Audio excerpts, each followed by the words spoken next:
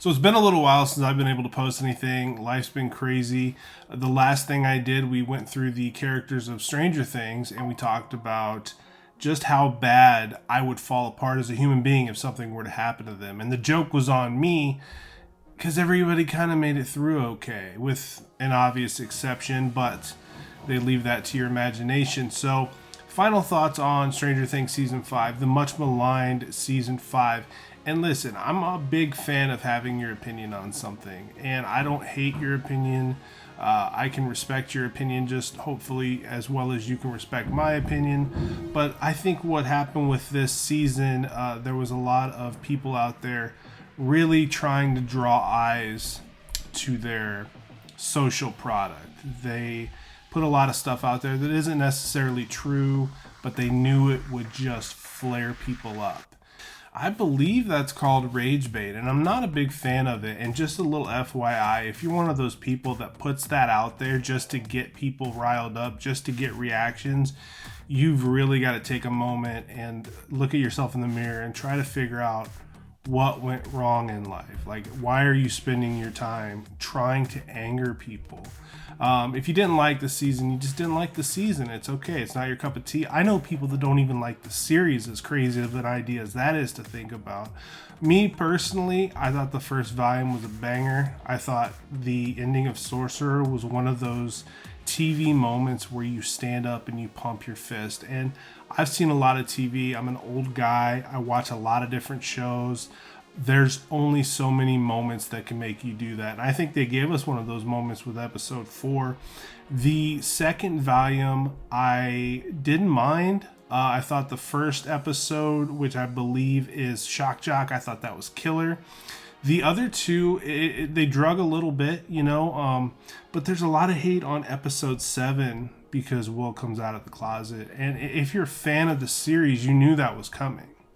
Literally in the first episode when Will goes missing, Joyce brings up to Hopper that Lonnie had these thoughts about his own son. And think about that, if you will. Think about Will growing up, and at the time his father, his male role model, the person he looks to for guidance and acceptance, and whose words are just magnified. If a dad's got a negative connotation towards his opinion of you because he feels a certain type of way about you, what does that do for this kid? And this kid is tortured through 5 seasons. So that scene that everybody got up in arms about, that I had a lot of angry discussions about with people, that was an earned scene. I mean, that was something that was coming. He had to get that out there to the people he loved, so he knew he was loved and accepted right back. And the reason being is Vecna was going to be able to use that against him when it came down to that final battle. So, people just got mad about all the wrong things. Again, you're allowed to feel the way that you feel, but I think when you start hating on a specific group of people for something as silly as that, nobody was trying to crowbar that into a show.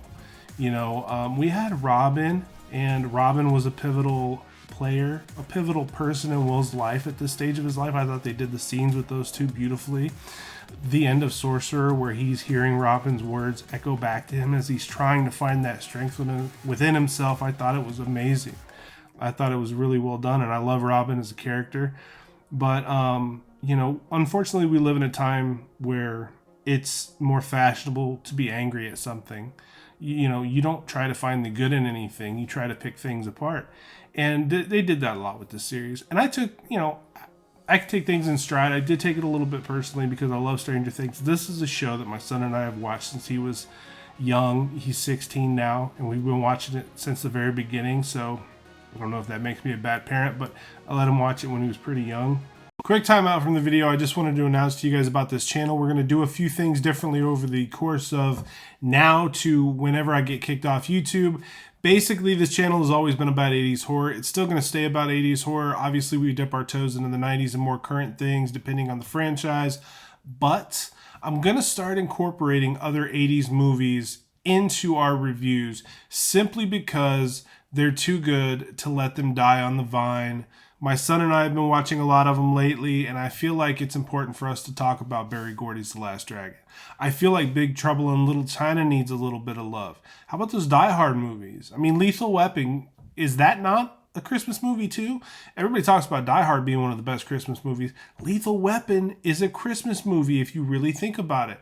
That being said, I am going to post accordingly. Our bread and butter is still horror. It's still my favorite genre. Look behind me. I'm a freak about it. I just wanted to let you guys know that's something we may be getting into. And if you're down with the idea, drop me some ideas of things that I should look at. Because I've seen a lot of 80s movies, but I haven't seen them all. So help me find some good stuff to talk about with you fine folks. I appreciate you. Let's get back to the review. The finale was a heartbreaker. And I thought the episode 9, the mysterious conspiracy of this missing episode that we were supposed to get on January 7th, I thought that was brilliant. I thought that was really, even though I don't think the Duffer Brothers had anything to do with it, I think that really speaks to the fandom of Stranger Things. The ending, though, Joyce and Hopper being together, love it. Gutted for Mike. But it seems like they ended it the way the show was meant to end. We didn't lose anybody we loved. Steve Harrington and Dustin are still spending time together. They're still got that bond. Max and Lucas are together. Will is okay with who Will is. He's out there. He's trying to figure out his life, and he's comfortable in his own skin for a change. It's just a brilliant show, and I'm going to miss being able to watch it. I mean, granted, we took long breaks in between the seasons, so we could go 3 or 4 years and still feel like, well, we've got something around the bend.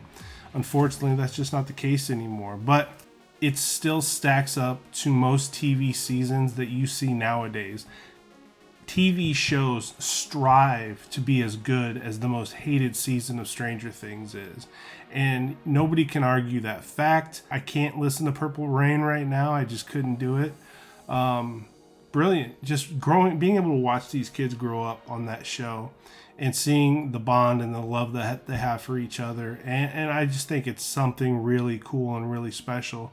And the branching out and moving on of the kids on the rooftop, it hit my son really hard because he's 16.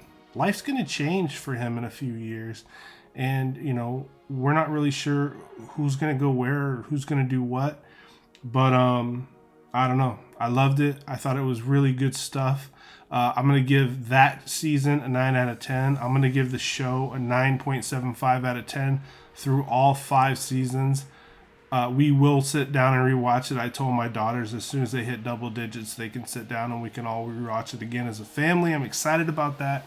My son's very excited about that. They're into Dungeons and Dragons right now. It's just a really, really fun piece of entertainment that we were given for over 9 years. So kudos Netflix. And if you dug it, let me know. I'm interested in your thoughts and opinions. I'm not going to hate on your opinion. If you didn't feel it, that's okay. Just be respectful of other people's opinions. Some people really love this show.